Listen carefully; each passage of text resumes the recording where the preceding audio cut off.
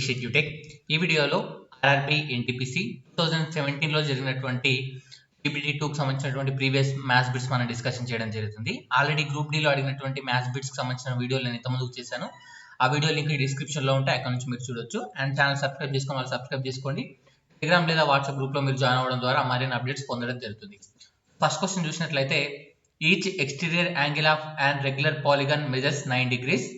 How many sides does the polygon have?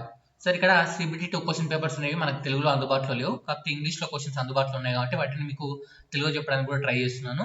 గమనించండి కొద్దిగా తెలుగు విద్యార్థులు ఎవరైతే ఉన్నారో. సో ఇక్కడ ఎక్స్టీరియర్ యాంగిల్ అంటే బాహ్య కోణం. ఓకే, బాహ్య కోణం. సో ఈ యొక్క ఎక్స్టీరియర్ యాంగిల్ ఎంత?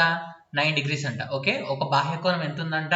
ఒక పాలిగన్ యొక్క బహుభుజి యొక్క బాహ్య కోణం ఎంత? 9 degrees అంట. అయితే ఆ యొక్క బహుభుజి యొక్క ఎన్ని భుజాలు ఉన్నాయని అడిగారు. ఆ బహుభుజిలో ఎన్ని భుజాలు అని అడిగారు. సో మనకు బాహ్య కోణానికి ఫార్ములా ఏంటి?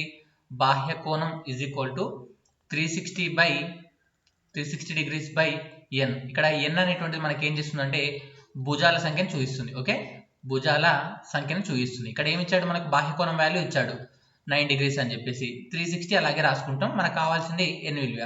సో 9 ఎక్కం 9 36 అంటే 40 ఉండడం జరుగుతుంది. ఎన్ ఈజ్ ఈక్వల్ టు 40 అంటే ఆ బహుభుజిలో ఉండేటువంటి భుజాల సంఖ్య లేదా బహుభుజిలో ఉండేటువంటి సైడ్ సంఖ్య ఎంత అంటే 40. రైట్ ఆన్సర్ వచ్చేసి 40. ఈ ఫార్ములా ఇంపార్టెంట్. జస్ట్ ఇక్కడ ఈ 9 degrees దగ్గర 10 degrees. ఓకే, సో ఈ 36 కట్ అయ్యే విధంగా ఓకే 12 degrees ఈ విధంగా ఆప్షన్ అయితే ఇవ్వడం జరుగుతుంది.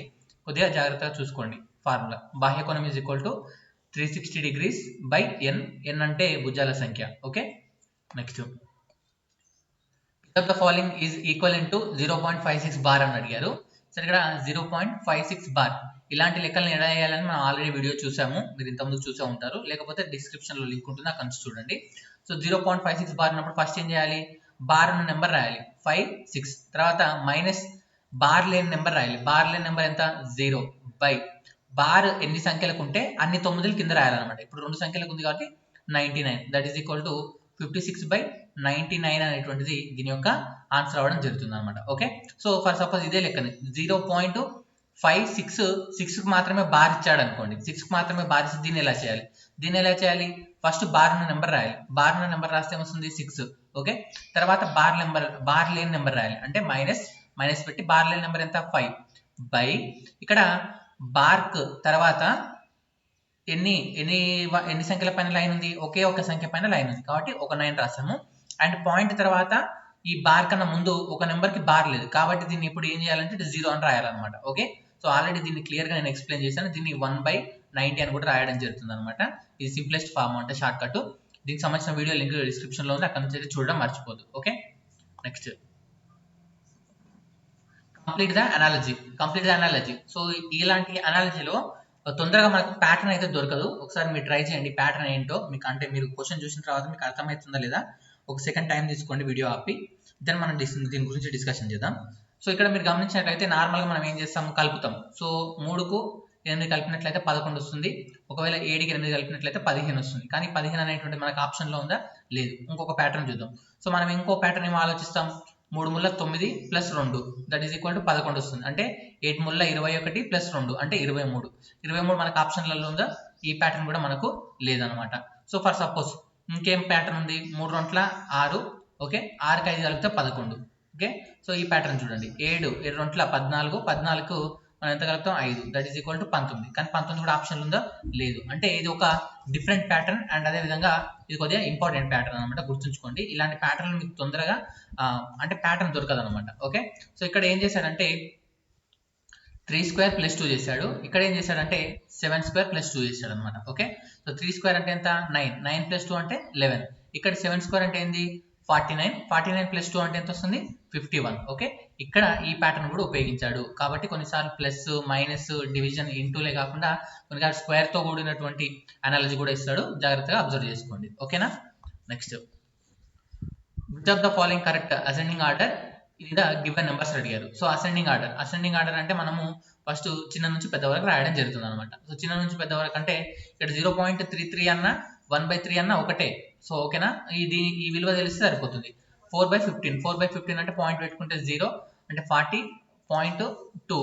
ఓకే 15 వస్తుంది, ఇంకా 10 మిగులుతుంది. 15 60, 15 90, 15 0.26 వస్తుంది.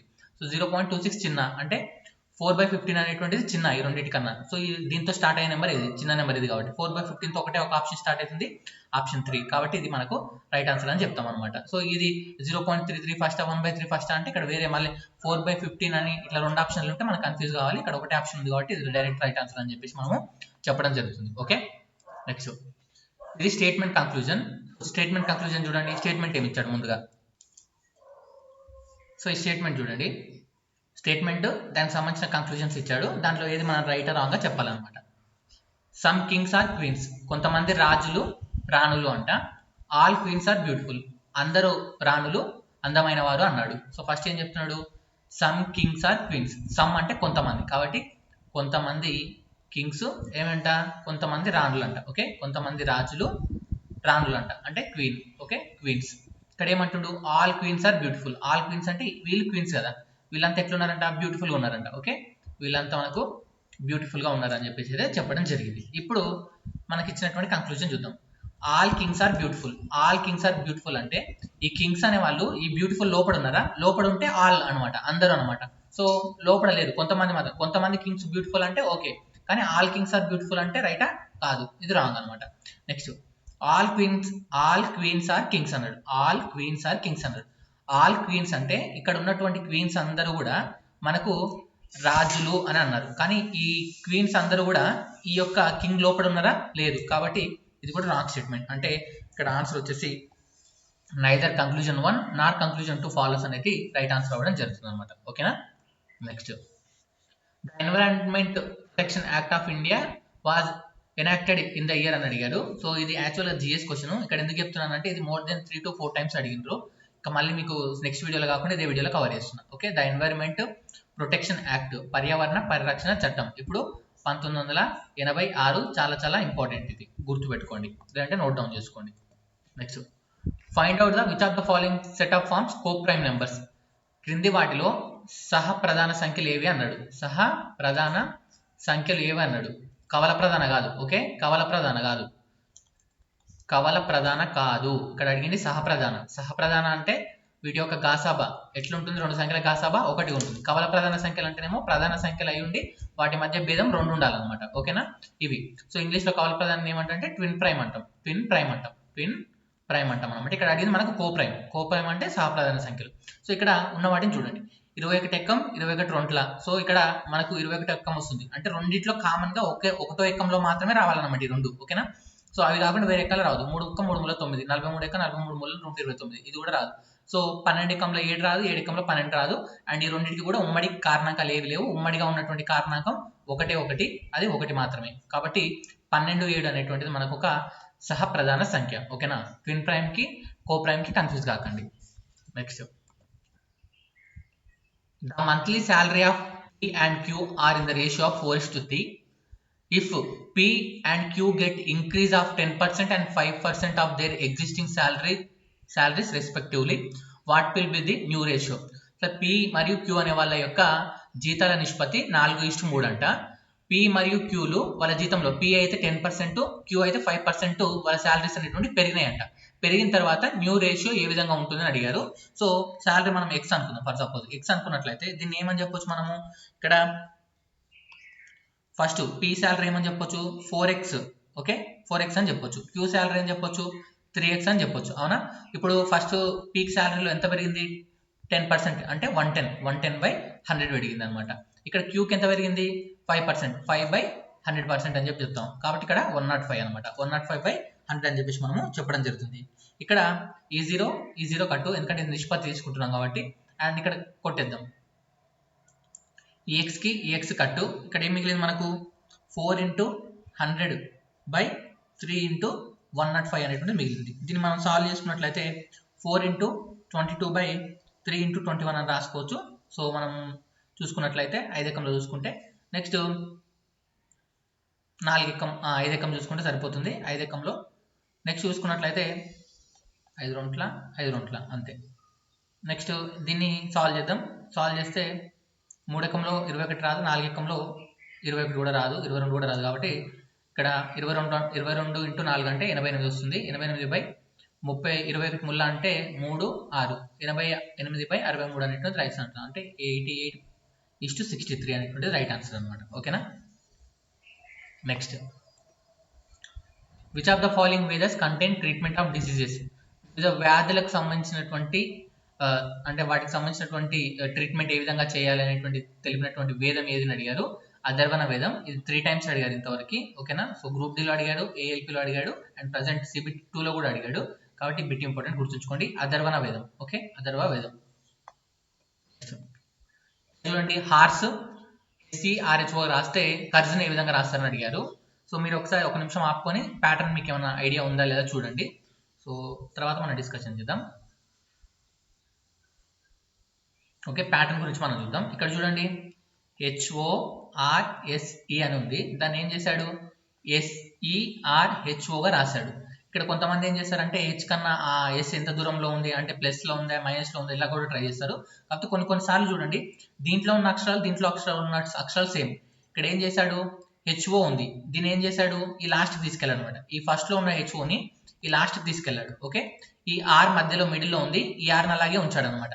నెక్స్ట్ ఇక్కడ ఈ SC లాస్ట్లో ఉంది, SCని ఫస్ట్ తీసుకొచ్చాడు. అంటే చివరి 2 అక్షరాలను ఫస్ట్ 2 అక్షరాలుగా రాయాలి. ఇక్కడ చూడండి, CURSE. సో చివరి 2 అక్షరాలు SC, ఆ 2 అక్షరాలతో స్టార్ట్ చేయాలి, SE. సో SEతో మనకి ఎన్ని ఆప్షన్స్ ఉన్నాయి, 2 ఆప్షన్స్ ఉన్నాయి, ఇదొకటి ఇదొకటి. నెక్స్ట్ ఏం చేయాలి, మిడిల్లో ఉండే ఆర్ సేమ్ రాయాలి, SCR తో ఉన్న ఆప్షన్ ఏంది, ఆప్షన్ 4 అనమాట. కావాలంటే మీరు మొత్తం కూడా చూసుకుని ఈ CU తీసుకొచ్చి ఇక్కడ రాయడమే అంతే. ఓకేనా. సో మాక్సిమం ఆప్షన్ త్రూ వెళ్ళిపోవడానికి ట్రై చేయాలి. ఓకేనా. నెక్స్ట్, K మరియు L అనే వాళ్ళు వరుసగా 15 రోజులు 20 రోజులలో వర్క్ చేస్తారు. They work together for 5 days and leave. వాళ్ళు 5 రోజులు పని చేసిన తర్వాత పని వదిలిపెట్టి వెళ్ళిపోయారంట. తర్వాత calculate the unfinished portion of the work. So ఇక్కడ పని వాళ్ళు 5 days చేసిన తర్వాత మిగిలిపోయిన వర్క్ ఉంది కదా, ఆ మిగిలిపోయిన వర్క్ యొక్క భిన్న శాతం ఎంత అని చెప్పేసి మనకు అడగడం జరిగింది. దాన్ని చూద్దాం. సో ఫస్ట్ నార్మల్గా KL, K అయితే 15 daysలో వేస్తాడు, L అయితే మనకు 20 daysలో వేస్తాడు.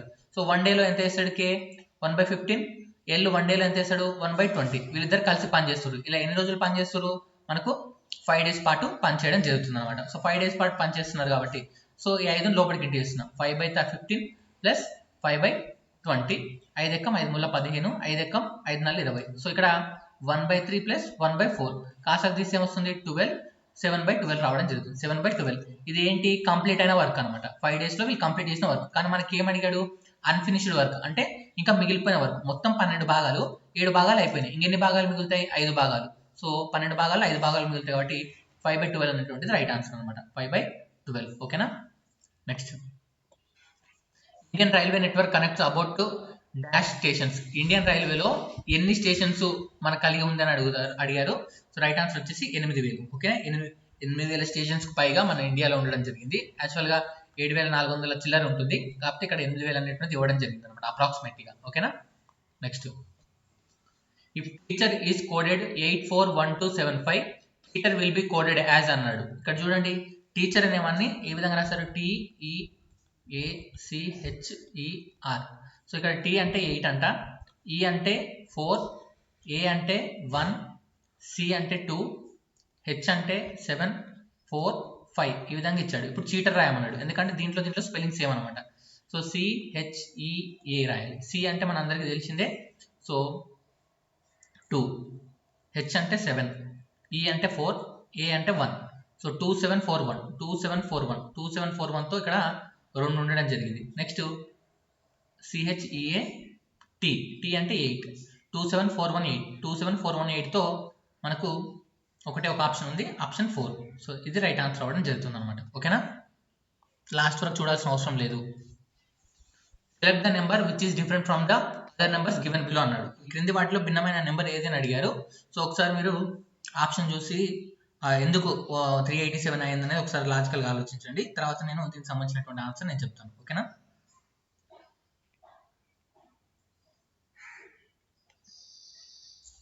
ఓకే, చూసుకున్నారా. ఇప్పుడు చూడండి, 157, 571. ఇక్కడ మీరు ఏమనుకోవచ్చు, ఇక్కడ 157 నెక్స్ట్ నెంబర్ ఒకవేళ 751 ఉంటే ఈ మూడిట్లో ఒకే నెంబర్స్ ఉన్నాయి, మిగిలింది డిఫరెంట్ అనొచ్చు. కానీ ఇక్కడ ఆ ప్యాటర్న్ ఉందా, లేదు. సో ఇక్కడ ఏం చేశాడంటే 1 + 5 + 7 దట్ ఈస్ ఈక్వల్ టు కలిపితే ఎంత అవుతుంది 8 ఒక 5 ఎంత అవుతుంది మనకు 13 అవ్వడం జరుగుతుంది.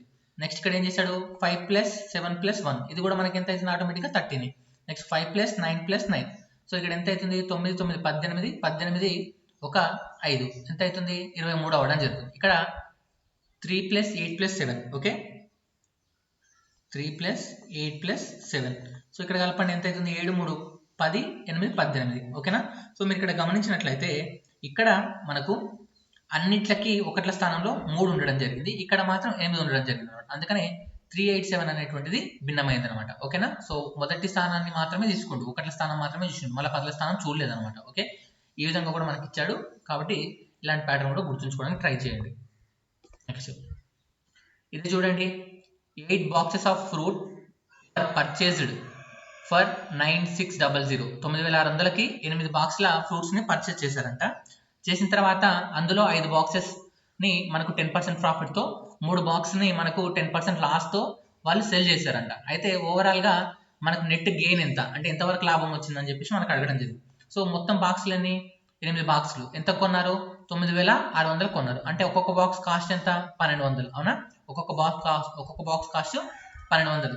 సో ఇక్కడ ఏం చేశాడు ముందుగా 5 బాక్సులని 10% ప్రాఫిట్ అమ్మాడు. సో 5 బాక్సులని 10% ప్రాఫిట్ అమ్మాడు కాబట్టి కనుక్కున్నాం. సో 5 బాక్సెస్ ఒక్కొక్క బాక్స్ 1200 మనకు వచ్చిన ప్రాఫిట్ ఎంత 10% అంటే 110/100 అని చెప్పేసి రాస్తాం. ఈ జీరో కట్ అయిపోతుంది. నెక్స్ట్ ఇక్కడ చూసినట్లయితే 12 5 60 60 ఇంటూ 110 ఉండడం జరుగుతుంది. సో 66 0 0 అంటే 6600 రావడం జరిగింది. ఫస్ట్ 5 బాక్సులు అమ్మితే లాభం అంటే 5 బాక్సులు 10% ప్రాఫిట్తో అమ్మితే 6600 రావచ్చు. నెక్స్ట్ ఏం చేశాడు 3 బాక్సెస్ని ఏం చేశాడు లాస్కి అమ్మాడు ఎంత 10%. 3 బాక్సెస్ ఒక్కొక్క బాక్స్ 1200 రూపీస్ ఎంత 10% లాస్ అంటే 90 రూపీస్కి అమ్మాలన్నమాట. 90 మనము 100 అని చెప్పేసి రాస్తాం. ఈ జీరో క్యాన్సల్, ఈ జీరో క్యాన్సల్ అయిపోతుంది. 12 36 36 ఇంటూ 90 ఓకేనా. సో 36లో 90 తీసేస్తే మనకి ఎంత వస్తుంది 36లో 9 తీసేస్తున్నాం, 36లో 9 తీస్తే 3240 మనకు రావడం జరుగుతుంది అనమాట ఓకే. 24 రావడం జరుగుతుంది. 3240 అనేటువంటి రైట్ ఆన్సర్ రావడం జరుగుతుంది. సో ఇక్కడ మనకు ఈ రెండు వచ్చాయి అంటే 5 బాక్సెస్ని 10% లాభంతో 3 బాక్స్లని 10% లాస్ తోటి అమ్మితే వచ్చిన కాస్ట్ ప్రైస్ అనమాట. సో ఇప్పుడు ఈ రెండింటిని కలుపుదాం. 6600 3240 కలిపినట్లయితే 9840 రావడం జరిగింది అవునా. ఈ రెండింటిని కలిపితే 9840. కానీ మనకు 8 బాక్సులకు ఎంత అయింది అతను ఎంతకు పర్చేజ్ చేశాడు 9600కి పర్చేజ్ చేశాడు. అమ్మినప్పుడు ఏమైంది 9840 రూపాయలకు అమ్మాడు, అంటే మనకి ఎంత లాభము 240 రూపీస్ లాభం అవునా. ఈ 240 రూపీస్ దీనిపైన లాభం మనకు ఈ 96 ఏదైతే ఉందో ఓకేనా. సో మనకి ఏదైతే 96 ఉందో ఈ 9600 పైన మనకు లాభం అనమాట. కాబట్టి 240/96 ఇంటూ 100 సో 9600 ఈ జీరో క్యాన్సల్. సో 24 ఎక్కంలో మనం కొట్టేసుకుంటే ఎంత వస్తుందంటే 2.5% రావడం జరుగుతుంది ఓకేనా. రైట్ ఆన్సర్ వచ్చేసి 2.5% అనేటువంటిది రైట్ ఆన్సర్ అనమాట ఓకేనా. నెక్స్ట్ 240/96 అనమాట. River island Majuli which become India's first and only island district is located in. So Majuli అనేటువంటిది ఒక రివర్ ఐలాండ్ అనమాట. ఇది ఎక్కడ ఉంది ఏ రాష్ట్రంలో అడిగారో అస్సాం గుర్తుంచుకోండి. ఇది కూడా మనకు ఏఎల్పిలో గ్రూప్ డిలో అండ్ సిబిటి 2లో కూడా అడగడం జరిగింది. ఇప్పుడు రీసెంట్గా జరిగిన ఎన్టీపీసీ సిబిటి 1లో కూడా అడిగాడు అనమాట same question okay. Find the least number which should be added 1456 so that it is divisible by 654 without leaving remainder. ఇక్కడ ఏమంటుందంటే 1456కి ఏ సంఖ్యను కలిపినట్లయితే ఆ సంఖ్య అంటే ఇప్పుడు మొత్తం కలిపిన తర్వాత వచ్చినటువంటి సంఖ్య 6 చేత 5 చేత 4 చేత డివైడ్ అవుతుందని అడిగాడు. సో మీ అందరికీ 5 డివిజబిలిటీ రూల్ తెలుసు. 5 మనకు డివిజబిలిటీ రూల్ ఏం చెప్తుంది ఒకట్ల స్థానంలో 0 కానీ 5 కానీ ఉండాలి. ఇక్కడ ఆల్రెడీ 6 ఉంది అవునా. సో ఇక్కడ మనకు కన్ఫామ్గా 0 కానీ 5 కానీ రావాలి. 0 కానీ 5 కానీ వచ్చేటట్టు ఈ నెంబర్కి కలపాలన్నమాట. 6కు 6 కలిపాం అనుకోండి ఇక్కడ ఫర్ సపోజ్ 6కు 6 కలిపితే 12 అంటే ఒకట్ల స్థానంలో 2 వస్తుంది. ఒకట్ల స్థానంలో 2 వస్తే 5 ఎకంలో ఈ నెంబర్ పోతుందా పోదు కాబట్టి ఇది రాంగ్. నెక్స్ట్ 61 అంటే ఇక్కడ 1 కలుపుతున్నాం. 1 కలిపితే ఎంత వస్తుంది 7 అనేటువంటి 5 టేబుల్ వస్తుందా రాదు, ఇది కూడా రాంగ్. నెక్స్ట్ 1456కి ఇంకా ఎంత 44 కలుపుతున్నాం. 44 అంటే 10 వస్తుంది. 0 5 5 10 15 అంటే ఇప్పుడు చూడండి ఒకట్ల స్థానంలో 0 ఉంది, 5 ఎక్కంలో 0 వస్తుందా, వస్తుంది. కాబట్టి రైట్ ఆన్సర్ వచ్చేసి 44. దీనికి మళ్ళీ మీరు కాసాకు తీసుకొని కాసాబా తీసుకొని చేయాల్సిన అవసరం లేదు, జస్ట్ మనం ఒక నెంబర్ చెక్ చేసుకుంటే సరిపోతుంది అనమాట. ఓకేనా. చూడండి ఈఐఎంక్యూయువైని మనకు సిజికే ఓఎస్డబ్ల్యూగా రాసినట్లయితే బిఎఫ్జేఎన్ ఆర్విని ఏ విధంగా రాయాలని అడిగారు. సో మీరు ఈ నుంచి గమనించినట్లయితే ఈ నుంచి సికి 2 తగ్గడం జరిగింది, ఐ నుంచి జీకి 2 తగ్గడం జరిగింది. ఇలా అన్ని సంఖ్యలకు 2 తగ్గుతుంది. బి నుంచి 2 తగ్గిస్తే ఏ జెడ్ అంటే ఇక్కడ జెడ్ రావడం జరుగుతుంది అనమాట. ఓకే, సో ఈ విధంగా వచ్చిన ఆప్షన్ అనమాట, ఆప్షన్ 4 అనేటువంటిది రైట్ ఆన్సర్. ఓకే, రైస్ లో మనకు కార్బోహైడ్రేట్స్ ఉంటాయి, స్పోర్ట్స్ లో ఏముంటాయని అడిగారు. సో స్ప్రౌట్స్ లో మనకి ఏముంటాయి, స్ప్రౌట్స్ లో అంటే మొలకెత్తిన విత్తనాలలో ఏముంటాయి, ప్రోటీన్స్ మనకు అధికంగా ఉండడం జరుగుతుంది. రైట్ ఆన్సర్ వచ్చేసి ప్రోటీన్స్.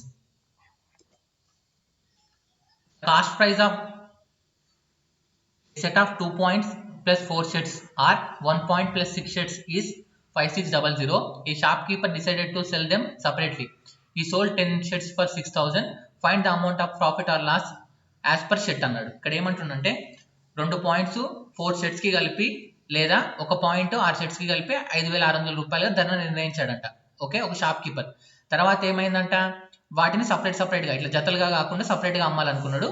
10 షర్ట్స్ అమ్మాడు 6000 రూపాయలు. అయితే ఇతనికి లాభమా నష్టమా, ఒకవేళ లాభం వస్తే ఒక్కొక్క షర్ట్కి ఒక్కొక్క, ఇక్కడ చూడండి క్లియర్గా చెప్పాడు పర్ షర్ట్ అన్నాడు. ఓకే, పర్ షర్ట్కి ఎంత లాభం ఉంటుందని చెప్పేసి మనకు అడగడం జరిగింది అనమాట. ఓకే, సో ఫస్ట్ ఏం చెప్పాడు అది రాయండి, రాసిన తర్వాత మనకు ఆన్సర్ అనేటువంటిది ఆటోమేటిక్గా రావడం జరుగుతుంది. ఫస్ట్ ఏం చెప్పాడు, 2.4 షర్ట్స్. ఓకే, 4 షర్ట్స్ కలిపి దీనికి ఎంత, ఇది ఒకటి అనుకోండి, ఇంకోటి ఏంది 1 point plus 6 shirts. Okay, so ఈ రెండింటి గురించి మనకు చెప్పాడు అనమాట.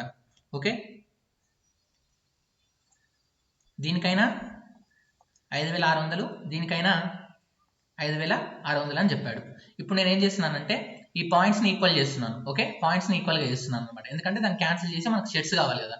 సో 10 షర్ట్స్ వాల్యూ తెలుసు కాబట్టి షర్ట్స్ మనం ఈజీగా తీసుకోవచ్చు. కాబట్టి ఇక్కడ పాయింట్స్ని ఈక్వల్ చేస్తే ఇక్కడ 2తో ఇంటూ చేస్తున్నాను దీన్ని, అంటే 2p ప్లస్ అంటే 2 points 12 shirts is equal to 56 అంటే 11000. ఓకేనా, 11200. ఓకే, 11200 వస్తుంది. సో ఇది 11200 వచ్చింది. ఇప్పుడు నేనేం చేస్తున్నానంటే ఇక్కడ చూడండి, ఇక్కడ 2 పాయింట్స్ ఉన్నాయి, ఇక్కడ 2 పాయింట్స్ ఉన్నాయి. ఇక్కడ మనం తీసేసినట్లయితే అంటే 2p plus 4s is equal to 5600లోకి వెళ్ళి 2p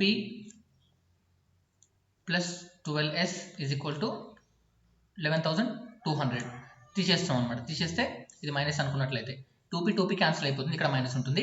12 4 పోతే 8, 8s ఈజ్ ఈక్వల్ టు 11200 నుంచి 5600 తీసేసినాం అనుకోండి, మనకి ఎంత వస్తుంది, 5600 వస్తుంది. ఓకే, ఎందుకంటే డబల్ చేస్తున్నాం అంతే కదా. సో ఇక్కడ ఎస్ వాల్యూ అనుకుందాం, ఎస్ వాల్యూ 8 ఎకంలో కొట్టేస్తే ఓకే 8లో 56. సో ఇక్కడ ఒక సెట్ వాల్యూ ఎంత వస్తుంది, 700 వస్తుంది. అవునా, ఒక సెట్ వాల్యూ 700. అట్లా 10 షర్ట్లు అనుకోండి, 10 షర్ట్స్కి ఎంత అవుతుంది, 7000 అవుతుంది. ఓకేనా, 7000 అవుతుంది. యాక్చువల్గా అతను 10 షర్ట్స్ని ఎంత కమ్మాడు, 6000కి అమ్మాడు. ఓకే, ఇప్పుడు మనకి ఏమైంది, 7000 వస్తుంది. అంటే యాక్చువల్గా ఈ జతలుగా అమ్మితే 7000కి లాభం వచ్చేది అతనికి. ఓకేనా, 7000 వచ్చేది అనమాట. కానీ సింగిల్గా అమ్మడం వల్ల అతనికి 6000 వచ్చింది. అంటే అతనికి లాభమా నష్టమా, నష్టం వచ్చింది అనమాట. ఓకేనా, జతలుగా కాకుండా సింగిల్గా అమ్మడం వల్ల అతనికి నష్టం వచ్చింది. ఎంత నష్టం వచ్చింది, 7000 నుంచి 6000 తీసేయండి, అంటే 1000 రూపాయలు నష్టం వచ్చింది. ఓకే, 10 షర్ట్స్కి 1000 రూపాయలు నష్టం వచ్చింది. అంటే ఒక్కొక్క షర్ట్కి ఎంత నష్టం వచ్చింది, 100 రూపాయలు నష్టం వచ్చింది అనమాట. సో ఇక్కడ నష్టం లాస్ 100 రూపీస్ అనేటువంటిది మనకు రైట్ ఆన్సర్ అవ్వడం జరుగుతుంది అనమాట. ఓకేనా, next arrange the numbers in descending order. ఇక్కడ అవరోహణ క్రమంలో అమర్చమని చెప్పాడు అనమాట. సో ఇక్కడ ఏమంటుండు, 2√11, 4√3, 3√5, 5√2 అన్నాడు. సో ఫస్ట్ ఈ నెంబర్ని లోపలికి పంపించండి. ఈ నెంబర్ లోపలికి పంపించాలంటే ఇక్కడ ఉన్న 2 లోపలికి పోతే 4 అవుతుంది అనమాట, అంటే డబల్ అవుతుంది. అంటే 11 × 4 ఇట్లా సేమ్ అన్ని నెంబర్లు అలాగే రాయాలి. ఇక్కడ 3 × 4 ఉంది కదా, లోపలికి పోతే ఏమవుతుంది 16. నెక్స్ట్ ఇక్కడ 3 ఉంది కదా, 9 అవుతుంది అనమాట, అంటే 5 × 9. నెక్స్ట్ ఇక్కడ 5 అయితే 25 అవుతుంది అనమాట, అంటే 2 × 25. సో దీన్ని రాయండి. 11 4 = 44, 16 3 = 48, 5 9 = 45, 2 25 = 50. ఇప్పుడు మనం దీన్ని ఏమంటుండో, అవరోహణ అంటే పెద్ద నుంచి చిన్న, పెద్దది ఎంత, √50. అవునా, అంటే √50 పెద్దది, అంటే ఇప్పుడు 5√2 పెద్దది అనమాట. సో 5√2తో ఉన్న ఆప్షన్లు ఎన్ని ఉన్నాయి? ఒకటే ఒక ఆప్షన్ ఉంది. రైట్ ఆన్సర్ ఇదే, ఇంకా మళ్ళీ ఇవన్నీ చూడాల్సిన అవసరం లేదనమాట. లేదు నేను రాస్తా అంటే ఇంకా ఇక్కడ రాసుకొని టైం వేస్ట్ చేసుకోవచ్చు. Next, A person face 8,960 rupees per month towards loan of repayment which is 28% of his monthly salary, calculate his monthly salary. ఇక్కడ ఏమంటుందంటే 8,960 రూపాయలను అతను లోన్ కొరకు కడతాడంట. సో ఈ 8,960 రూపాయలు అనేటువంటిది అతని శాలరీలో 28% అంట. అయితే అతను మొత్తం శాలరీ ఎంత అని అడుగుతున్నాడు. 100% వేసుకొని చేయడమే. సో 100% వేసుకొని చేస్తే ఏమొస్తుంది?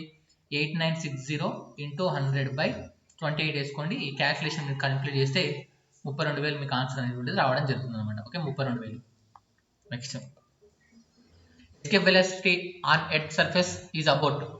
ఎస్కేప్ వెలాసిటీ అంటే పలాయన వేగం అంటాము. ఈ పలాయన వేగం ఎంత అంటే భూమి పైన 11.2 km/s. ఓకేనా, సెకండ్కి 11.2 కిలోమీటర్ వేగంతో ఏదైనా వస్తువును మనం పైకి విసిరినట్లయితే అది గురుత్వాకర్షణ తప్పించుకొని అంతరిక్షంలోకి వెళ్ళిపోతుంది అనమాట. ఓకేనా.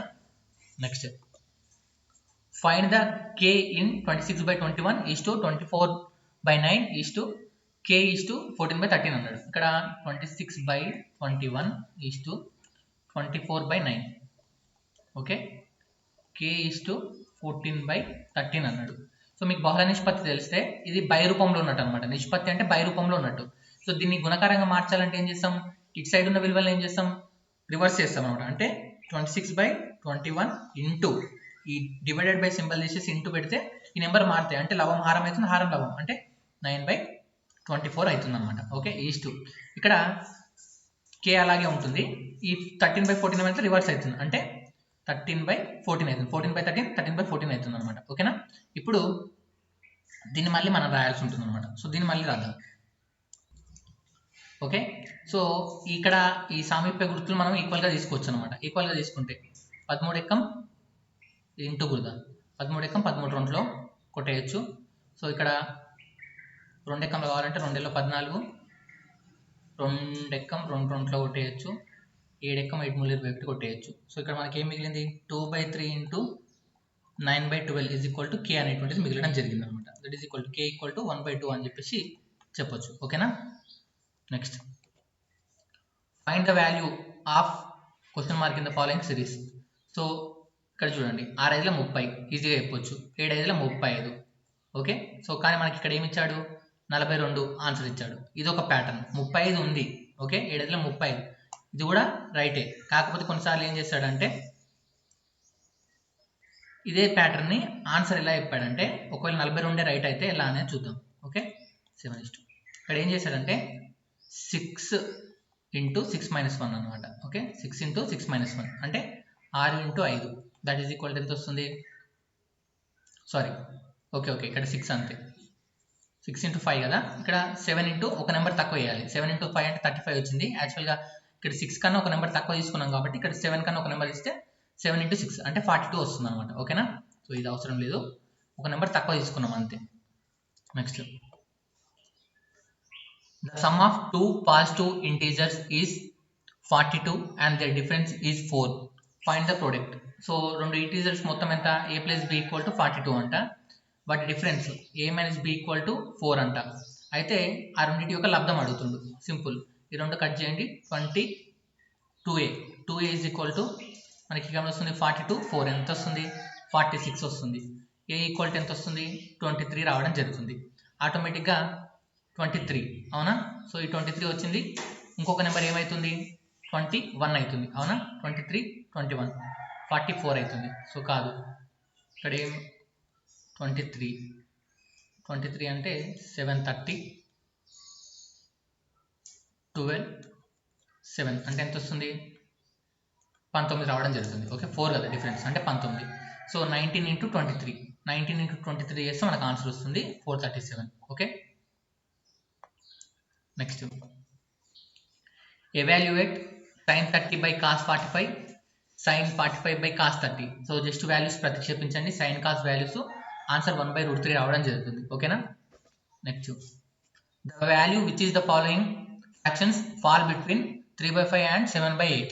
సార్ దీన్ని వివిధ రకాలుగా చేయొచ్చు. సింపుల్గా ఏంటంటే ఈ 3/5ని ఫ్రాక్షన్గా మార్చుకోండి, ఒక విలువ వస్తుంది.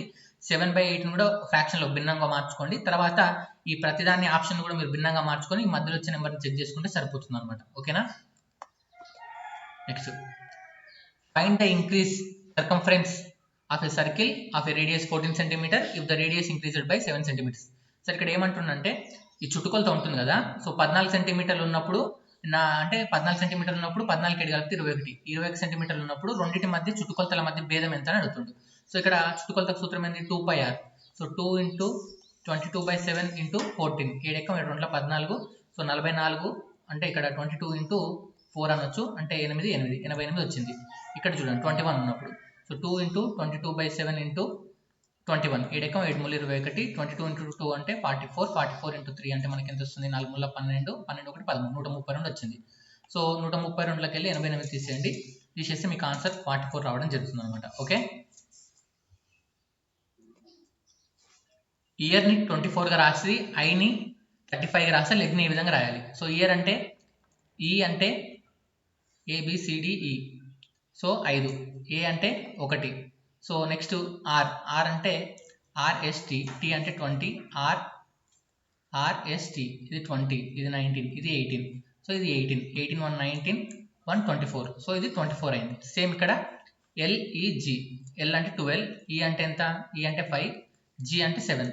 సో 12 5 17 7, 17 7 అంటే 24 వస్తుంది అనమాట. ఓకేనా. రైట్ ఆన్సర్ అనేటువంటి 24 అవ్వడం జరుగుతుంది. ఫ్రెండ్స్, ఇది వీడియో నచ్చినట్లయితే లైక్ చేయండి, సలహాలు సూచనలు కామెంట్ బాక్స్లో తెలపడం మర్చిపోద్దు. అండ్ టెలిగ్రామ్ గ్రూప్లో జాయిన్ అవ్వని వాళ్ళు ఉంటే జాయిన్ అవ్వండి. సో మన యాప్ డౌన్లోడ్ చేసుకున్న వాళ్ళు ఉన్నట్లయితే కింద యాప్ డౌన్లోడ్ చేసుకోండి. గ్రూప్ డికి సంబంధించి ఒక ఫ్రీ గ్రాండ్ టెస్ట్ అయితే ఇచ్చాను, అది కూడా రాయండి, మీకు యూజ్ అవ్వడం జరుగుతుంది. ప్యాటర్న్స్ కూడా తెలుస్తాయి. Okay, thank you.